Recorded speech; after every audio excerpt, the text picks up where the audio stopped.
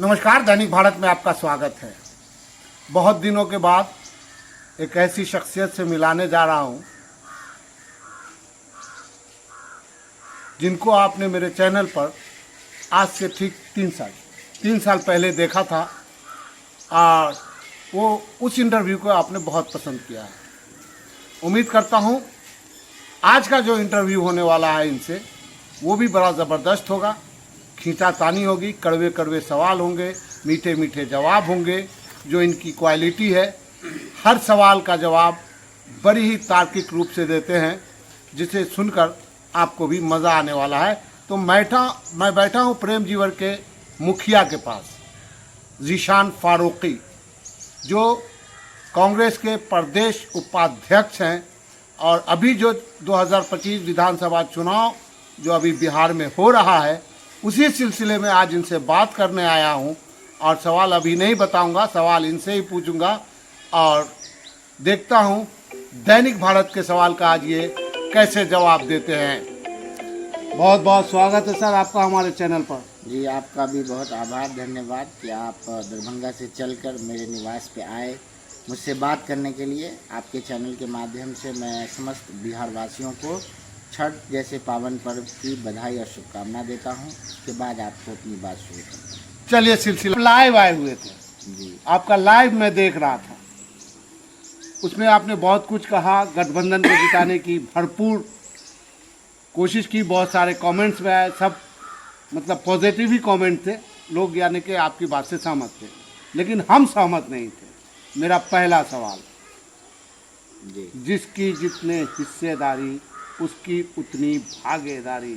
17% मुसलमान और deputy CM Mukesh Sahni की घोषणा आपके महागठबंधन ने कर दिया, ऐसा क्यों?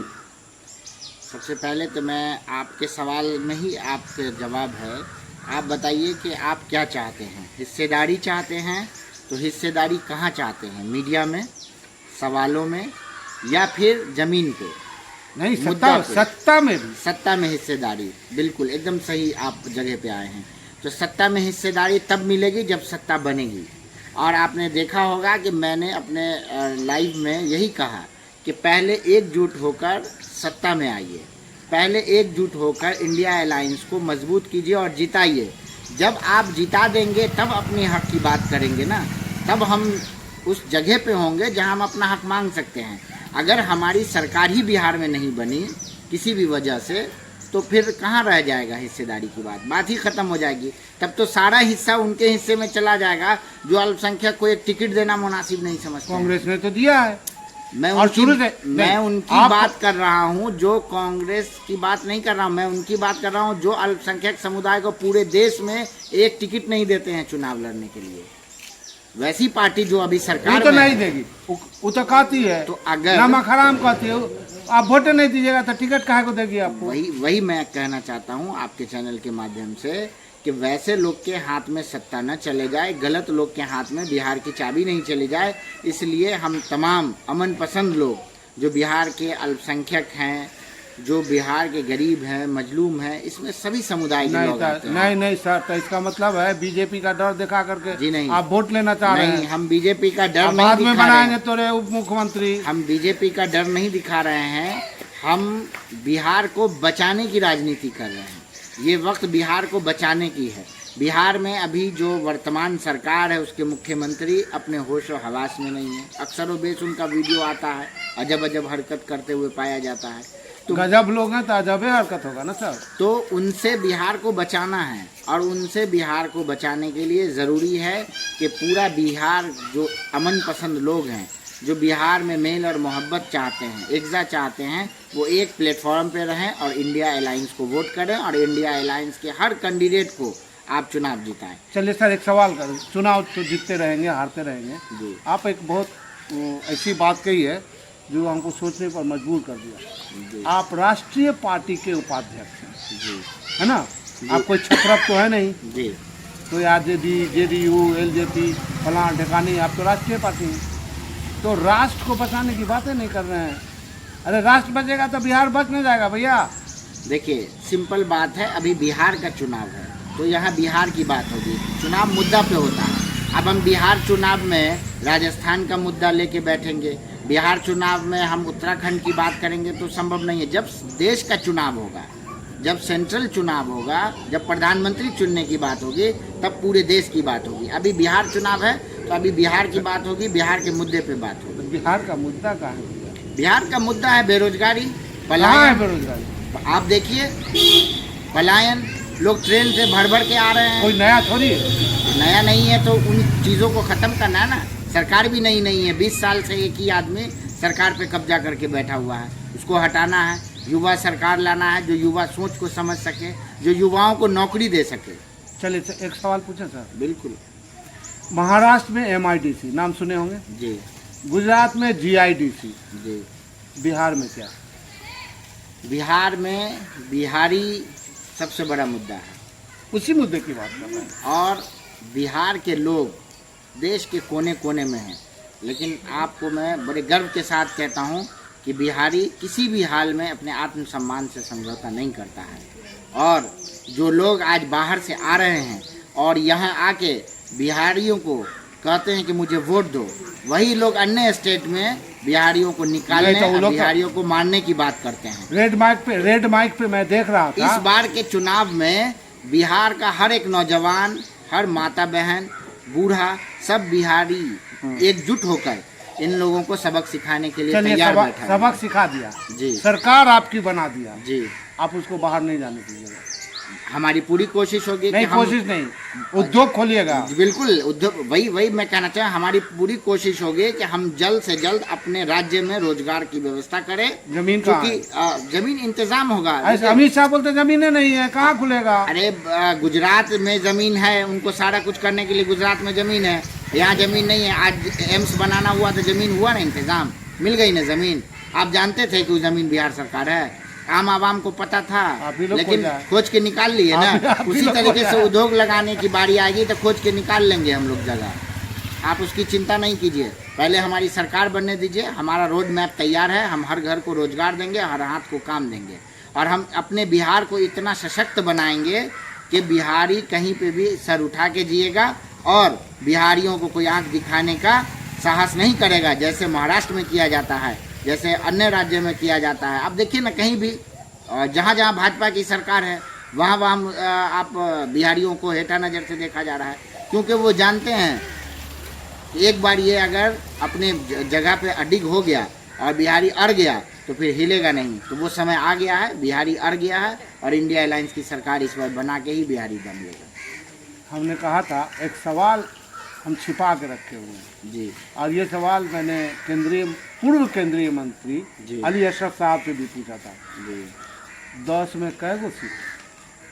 10 में क्या सीट नहीं पूछिए, 243 में क्या सीट पूछिए। नहीं, अभी हम 10 सीट पे चुनाव नहीं लड़ रहे हैं। तो फिर राष्ट्रीय पार्टी वाले किरदार में आ गए। 243 सीट पे चुनाव लड़ रहे हैं। अब आप राष्ट्रीय किरदार वाली पार्टी में आ गए। अच्छा, अभी हम दरभंगा की बात कर रहे हैं। ये जो बिहार 243 सीट बिहार के अंदर है या देश के अंदर है? अरे बिहार में है ना। हम पूरे बिहार में चुनाव लड़ रहे हैं, इंडिया अलायंस चुनाव लड़ रहा है। आप हमको इसमें क्षेत्र में या अलग इस पे पार्टी बेस पे नहीं बांटिए। हम 243 सीट पे लड़ रहे हैं। दरभंगे का वैसे बता दिया दरभंगा जाए। में हम 10 में 10 जीतने जा रहे हैं। आदमी साहब बोले 8।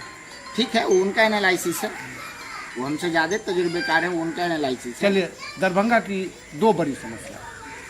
सबसे बड़ी समस्या जो दरभंगा की है वो ट्रैफिक और जल जमाव और DMCH में गुंडागर्दी, वो हेल्थ माफिया। हेल्थ माफिया के बारे में आप देखा होगा, हम अक्सर फेसबुक पे लिखते रहते हैं। आप तो लड़े भी थे DMCH। हाँ, हम लिखते रहते हैं। और आपको मैं बता रहा हूँ कि जो DMCH में जो माफिया बैठे हुए हैं उसको स्थानीय विधायक का संरक्षण प्राप्त है, सरकार का संरक्षण प्राप्त है, क्योंकि इन लोग को दलाली पहुँचता है, इन लोग को पैसा पहुँचता है, इसीलिए ये लोग सारे चीज़ों को नज़रअंदाज करते हैं। नहीं तो DMCH से 4 कदम की दूरी पे शहर के माननीय विधायक का घर है। कितनी दूर है दरभंगा टावर, लेकिन DMCH की बदहाली देख लीजिए। DMCH से 4 कदम की दूरी पे जिला मुख्यालय है, जहाँ DM बैठते हैं, लेकिन फिर भी DMCH बदहाल है। गरीब का इलाज नहीं हो रहा है, गुंडागर्दी हो रहा है। अगर कोई गरीब जो वहाँ मरीज होता है, वो अगर जरा सवाल कर दे फिर उसके साथ हाथापाई होता है, मारपीट होता है। कई बार चला। बिल्कुल बिल्कुल, हम आपको बधाई देते हैं और आपकी हिम्मत को सलाम करते हैं कि आप ऐसे जेन्युइन मुद्दा को लगातार उठाते रहते हैं। और हम आपके चैनल को आज जो समय दे रहे हैं, इंटरव्यू दे रहे हैं, उसका भी मुख्य कारण ये है कि आप जनता की समस्या को उठाते हैं। जो जनता की समस्या के साथ है, हम तमाम इंडिया अलायंस के लोग उसके साथ हैं। एक सच्ची बात बताए सर, जी बिल्कुल। कड़वा जी बताइए। सच कड़वा ही होता है। जनता चाहती है बदलाव, बिल्कुल, और इस बार बदलाव होना है। लेकिन उसकी कुछ मजबूरी है। वो कह रही है कि हम तो चाहते हैं बदलाव, चाहे जिसको कैंडिडेट देगा हम महागठबंधन हम देंगे, लेकिन दरभंगा में जो कैंडिडेट दिया है उससे हम खुश नहीं है, मजबूरी में वोट देंगे।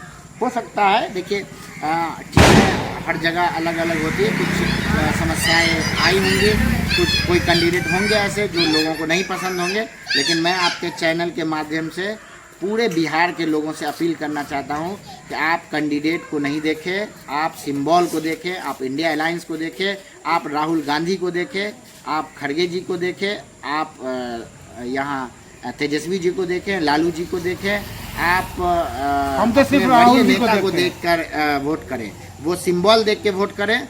आप सरकार बदलने जा रहे हैं, आप सरकार बदलने के लिए वोट करें, न कि किसी क्षेत्रीय एक नेता। अगर हो सकता है, मैं थोड़ी देर के लिए मान लेता हूं कि हम में से जो नेता वरीय लोग जिनके ऊपर जिम्मेदारी थी टिकट बांटने में, हो सकता है उनसे कुछ चूक हुई हो, कोई ऐसे लोगों को टिकट चला गया हो जो नहीं मिलना चाहिए, लेकिन फिर भी मैं चाहूँगा कि उनको जिता के सदन भेजा जाए ताकि इंडिया अलायंस का हाथ मजबूत हो। और काम तो तेजस्वी जी को करना है। कल आपने देख लिया, उन घोषणा कर दिया गया कि मुख्यमंत्री का चेहरा होंगे, और उन्होंने अपने विजन को क्लियर कर दिया है कि हम हर हाथ को रोजगार देंगे। एनडीए का मुख्यमंत्री कौन बनेगा?